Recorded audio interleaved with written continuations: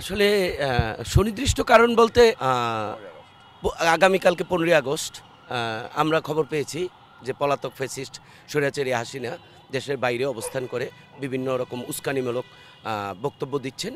আমরা চেষ্টা করতেছি ধানমন্ডির সাধারণ জনগণের শান্তি রক্ষা করার জন্যে আমরা এখানে অবস্থান নিতেছি এবং আমরা ধানমন্ডিরই বাসিন্দা। আমরা সবসময় আমাদের চেষ্টা থাকে ধানমন্ডির সাধারণ জনগণ যেন শান্তিতে দিনাতিপাত করে এবং এখানে কোনো রকম মবের সৃষ্টি না হয়, কোনো রকম বিশৃঙ্খলা তৈরি না হয়, রাষ্ট্রীয়ভাবে রাষ্ট্র যাতে বিপদগ্রস্ত না হয়, আগামী দিনে যাতে গণতন্ত্র প্রতিষ্ঠিত হয় সে প্রতিষ্ঠিত করার জন্য আমাদের নিরলস প্রচেষ্টা থাকবে ইনশাল্লাহ। আমরা তো ধানমন্ডির লোকাল, আমরা তো ধানমন্ডির বাসিন্দা। আমাদের ধানমন্ডির রক্ষা করার জন্য দলীয় নির্দেশনার দরকার হয় না, এটা দলীয় কোনো কার্যক্রম না। ধানমন্ডিতে আমরা বসবাস করি বিধায় ধানমন্ডির শান্তি শৃঙ্খলা এবং নিরাপত্তার আমাদের সবাইকে দেখতে হবে এবং জাতীয়বাদী আদর্শের বিশ্বাসী যারা আছেন, বিশেষ করে আমাদের এখানকার নেতা জননেতা ব্যারিস্টার নাসিরুদ্দিন আহমেদ অসীম ভাইয়ের নির্দেশনা আছে ধানমন্ডি হবে সুস্থ ভদ্রলোকের বাসস্থান।